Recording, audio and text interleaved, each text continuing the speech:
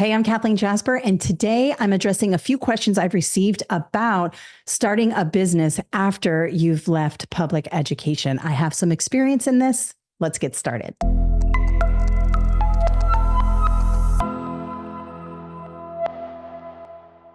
right, so sometimes I get questions from people on YouTube and on my socials about how I started my business after I left public education. So I left public education in the very beginning of 2015, so that January. And I sort of ripped the Band-Aid off. I quit my job before I really even had a business. That's sort of how I do things. I am not risk adverse. I jump into the deep end head first and hope for the best. And I am not saying that is the way you too should approach your endeavors, but that is how I do it. I knew I wanted to be my own boss. I knew I wanted to start my own company. And so I just did it. We lived off of my husband's teacher salary for, I guess, the first 2 or 3 years of me starting my company. And that was almost 10 years ago. So I've been at this for 10 years. And you might see that my production has gotten a little bit better. Those of you who have been around for the last 10 years know that I started off with, oh my God, I see some of those YouTube videos that were just terrible. My study guides were just a few pages. They were PDF downloads on my website that were only a few pages. And things were very different back then. So I have a few tips for you when you are deciding if and how you should start your own business.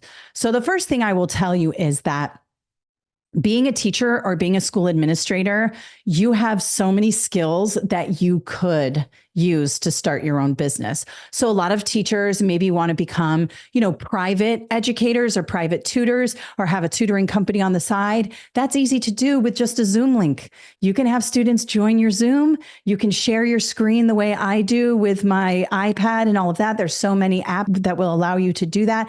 And you could just do one-to-one tutoring at a rate or group sessions, small group sessions with a rate. I did that for ACT and SAT. And it worked really, really well. I also had a local office at one point where kids would come into the conference room and I would do group sessions. So you can figure out ways in which you can share your talents and your love for education in the private sector. And it can be lucrative. You can make money doing that. Now, I will say, this is the second thing I will say, is be open to adapting the business in certain ways. So when I left public education, I was an assistant principal and I had been working in professional development. And I had just done a bunch of professional developments with these big companies that basically would come into schools and districts and like revamp their professional development departments and tell you basically what you need and how you need to do it and all of that. So I thought that I would start my own type of company like that. The company that I was sort of modeling myself after was this company that I knew was called Solution Tree. And they basically would come into districts and kind of revamp them and all of that. So I thought I could do that. I love professional development. I'm really good at it. I've been doing it for the last 5 years. Like, that's what I want to do. And so I really tried hard to be like that company. And I was kind of catching a little traction, but the first year you start your own business, you're literally in the middle of the ocean. You don't know what you're doing. I mean, you are drowning, you're flailing, you're trying to figure out what works.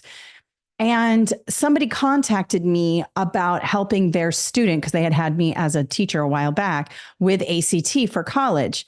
And I needed the money. So I was like, okay, well, let me do this on the side while I'm trying to build up my big professional development company, right? So I ended up being very successful with that student. He got into the school he wanted, and his dad was on the golf course with all the other dads. And he said, hey, you got to use Jasper for ACT. She got my kid this score, blah, blah, blah. And then people started calling, and I was going to people's houses to do ACT prep. And I was like, this is so uncomfortable and weird. I don't like to go to people's houses. So I got a little office that cost me like $400 a month. I figured if I could just get 4 clients a month, I could pay for it. Once I had an office, everything changed. People were calling. It was more professional. It became like a tutoring company, And so because I started making money on the tutoring side and on the, ACT, SAT side, I kind of left that professional development kind of, dream or vision that I had for my company sit over here because I was making money and I was like, I need to make money. I'm tired of living off my husband's teacher salary, just the two of us. So I started doing group sessions and one-on-one sessions. And then that became, there weren't enough of me. I couldn't do one-to-one tutoring and make the money I needed to, because there's only so many hours in the day that you can prepare. So we did group sessions, and then I did online sessions. And then I started with pre-recorded on-demand courses, which is what I do now. Soon after, ACT was becoming, lucrative for me, and people were starting to know my name in my area. At my College of Education, where I was getting my doctorate, one of my colleagues said, "Hey, we have teachers who cannot pass the teacher certification exams. I know you do ACT. Have you thought about the teacher certification exams?" So I was like, sure, totally. And I started doing that. And then I started building the study guides. And then I started doing my YouTube channel and all of that. I'd say this to you because the vision of my professional development, that I thought I was going to be like this company solution tree, and I was going to go in, I was going to have all these employees, and we were going to go into districts and we were going to revamp their professional development plan, kind of went away. And I had this new kind of professional development service, which was helping new teachers and prospective leaders, because I did the leadership exam, pass their certification exams, which is professional development, and also help new teachers with their approach to teaching and help new leaders with their approach to leading. And it all went back to that professional development that I originally thought I would do. But in this case, I'm doing it on YouTube. I'm doing it in my online courses. I'm doing it in my study guides. I'm doing it on my TikTok channel, right? It didn't look exactly the way I thought it would look when I started. And I think one of the things I did that helped me not only make money so I could survive, because it's a very lonely process when you're broke starting your own company. It's really hard, and you get a lot of no's, and you fall down a lot, right? But when I decided to say, yeah, I'll tutor your son for ACT, or I'll do a group session for ACT, or yes, I'll help those teachers who need their certification exams, it all led back to that original vision of my company, which was professional development. I learned through this process that I am an educator at my core. Yes, I run a business. I love business. I love having my own company. I love all the new, software and approaches. I read business books and all of that. So I am definitely a business person, but at my core, I am an educator. That is my skill. And so I help people with math and English and writing and things like that. But a big part of what I do is professional development. And I got a comment on my YouTube channel the other day, which completely made my day. And it brought me back to that early vision. It was from a veteran teacher, which whenever I get a comment from a veteran teacher, I'm always really happy, because I really care about new teachers for sure. Like, you guys are my demographic. But when a veteran says, "Hey, I really like what you're doing," you feel good about that, because veteran teachers see so much, and they get, here's a new shiny object. Make sure you put it in your classroom. Here's a new strategy. Put it in your classroom. Veterans are like over it. They only look at things that they think are important, right? And so I got this comment from a veteran special education teacher on a video that I did on MTSS. I'll link it up here if you want to learn more about what MTSS is. And she said that as a veteran teacher, she really liked my breakdown of this thing that was actually her content area that she teaches. That's really important. And then she said, "You are my go-to self-selected professional development," which meant the world to me, because, you guys are all mandated professional development. I know, I was a teacher, I was an assistant principal. So you've got the district telling you, you have to go to this PD, you have to go to that PD. This young lady, and her, she's a veteran teacher, said, I choose to come to your channel and listen to what you have to say because I find value in it. That was like the biggest compliment of my life, because that was the original plan.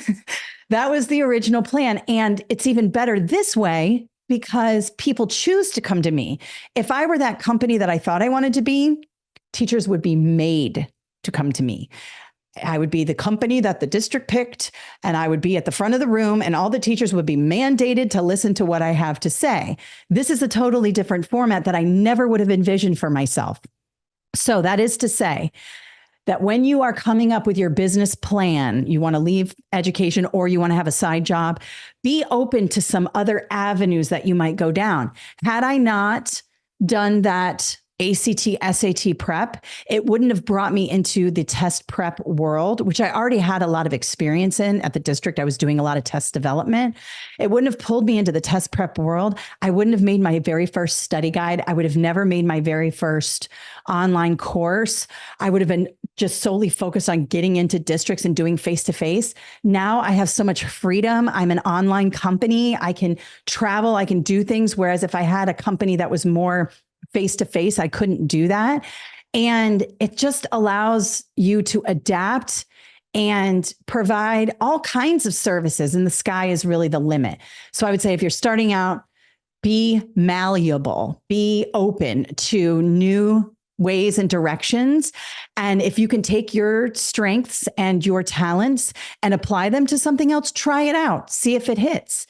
And you may then develop a whole new business that still has that same kind of vision, but just in a way better approach and a much more expansive way of hitting all the different people who need your services and talents. All right. So that's my business advice to anyone who needs it. If you are a teacher or an assistant principal or a district person or anybody out there, you might have some sort of skills and talents you've learned in the public sector and you want to try them out in the private sector. You got Zoom, you can build a website, you have Facebook, you have Instagram, you have TikTok. TikTok, you can teach so many things. Try it, put it out there. It's going to suck at first, but you'll get better and better and better at it. And before you know it, you'll have your own business. So I highly recommend trying. Try, fall on your face, and try again because it's really worth it. All right. I hope you have a wonderful day. Consider subscribing to this YouTube channel. And thank you all for your comments and feedback that I get every day on this channel. It means the world to me. And I hope you have an awesome day. Bye.